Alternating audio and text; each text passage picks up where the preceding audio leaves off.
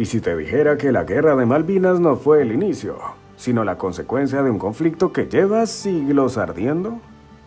Las islas no son solo un punto en el mapa, son el escenario silencioso de traiciones imperiales, pactos rotos y luchas por la identidad.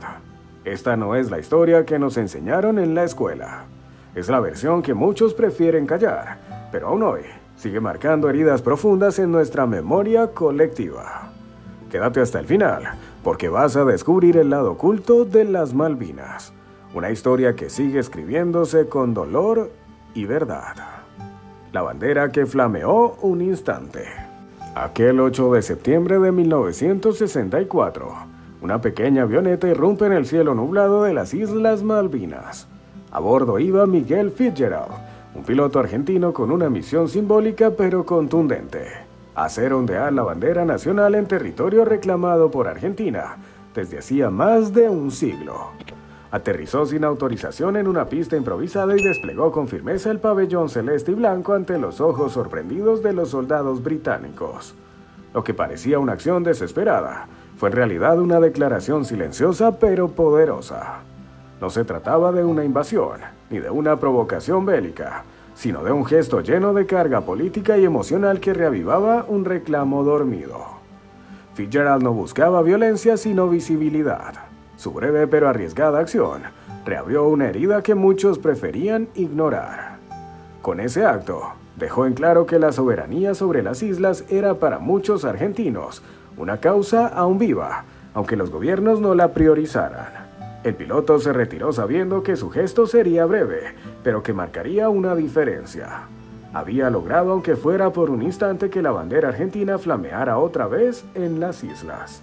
Los primeros pasos en la historia. Mucho antes de los conflictos entre potencias europeas, la región de las Islas Malvinas ya era observada por quienes habitaban el extremo austral del continente. La historiografía oficial suele situar el descubrimiento del archipiélago en el siglo XVI, con navegantes como Américo Vespucio o Fernando de Magallanes. Sin embargo, recientes hallazgos arqueológicos abren una posibilidad inquietante: que grupos indígenas como los Yaganes o Yamamas hayan llegado hasta allí siglos antes. Se han encontrado restos de carbón, herramientas rudimentarias y huesos de animales marinos que sugieren actividad humana anterior al contacto europeo. Si se confirmara esta presencia originaria, se pondría en duda toda la narrativa del descubrimiento colonial.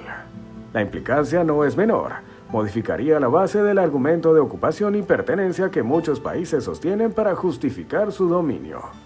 Las Malvinas entonces no serían un terreno vacío esperando ser reclamado por Europa, sino un espacio con historia previa, borrada por los relatos imperiales.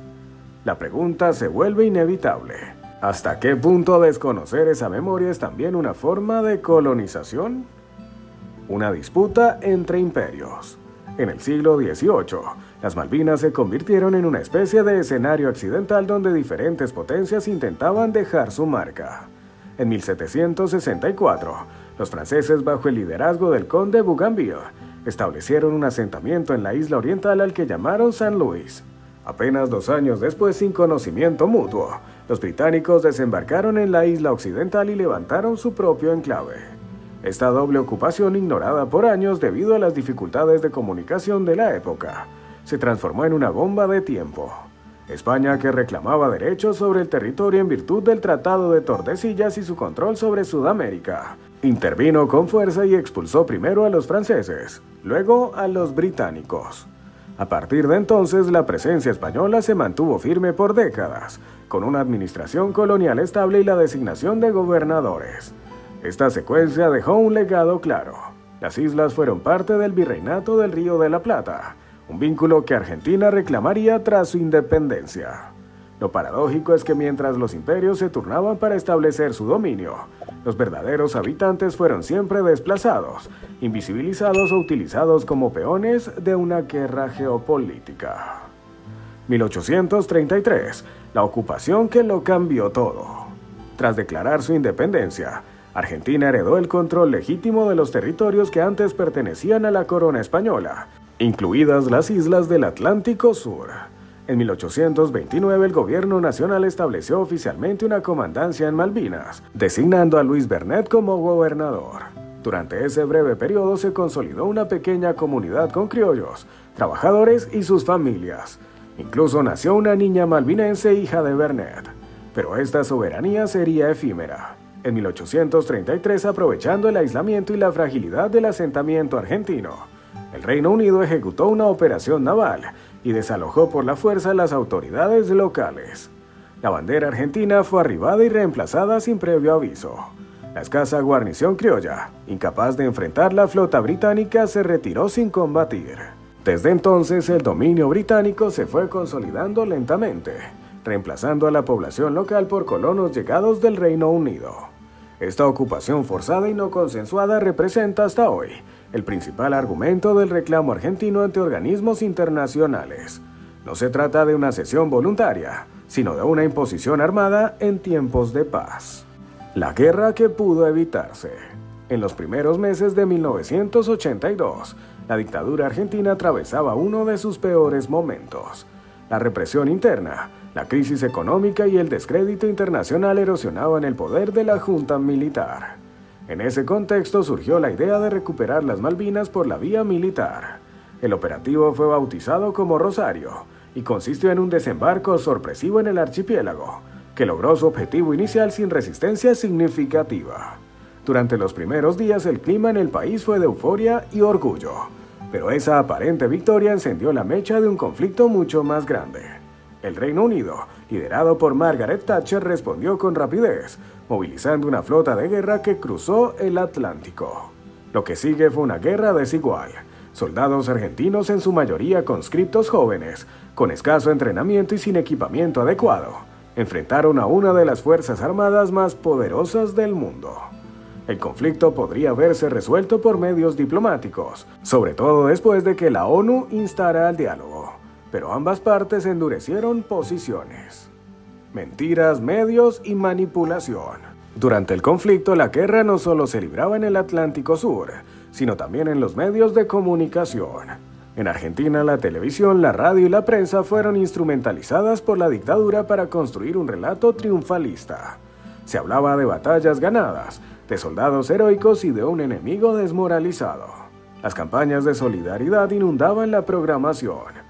El evento más emblemático fue las 24 horas por Malvinas, una maratón televisiva donde se recaudaron millones en donaciones que jamás llegaron a su destino.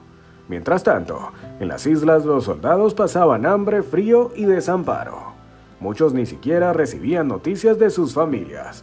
Las cartas que llegaban eran censuradas o retenidas. El contraste entre la propaganda oficial y la cruda realidad del frente era abismal.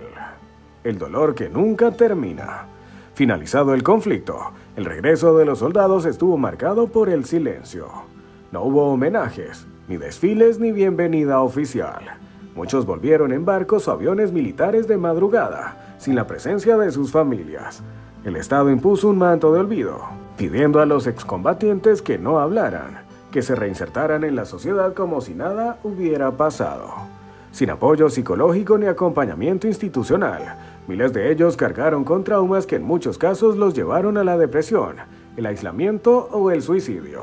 Se calcula que más de 400 soldados argentinos se quitaron la vida en los años siguientes. La desmalvinización fue una política deliberada que buscó ocultar el fracaso militar y evitar una reflexión colectiva sobre el conflicto. Solo décadas más tarde, con el retorno de la democracia y el impulso de la memoria histórica, comenzaron a reconocerse los derechos de los veteranos. Pero el dolor persiste. Las Malvinas no son solo territorio, son historia, dolor y también orgullo. Hoy repasamos una verdad compleja, llena de valentía y también de errores. Pero la pregunta clave es, ¿estamos listos para mirar el pasado sin mitos y construir una memoria con justicia? Déjanos tu comentario en la parte de abajo y cuéntanos, ¿qué opinas sobre el reclamo de soberanía? Y si te gustó este video, suscríbete al canal y activa la campana de notificaciones para no perderte más historias que merecen ser contadas. Nos vemos en la próxima ocasión.